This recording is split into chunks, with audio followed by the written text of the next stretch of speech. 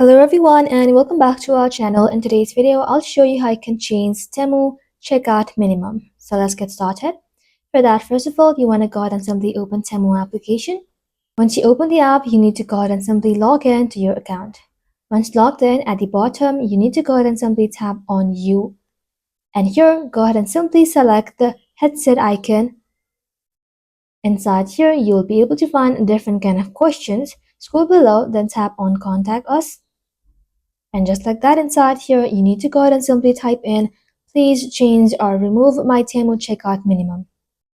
Once you have done that, go ahead and simply tap on this little icon. Now, they'll review your request and confirm once your minimum checkout limit has been removed or adjusted. After that, you can shop freely without any spending restrictions. That's it. That is how you can change or remove checkout minimum on Temu. Thank you all for watching. If you found this video helpful, leave a like and sub, and I'll see you in the next one.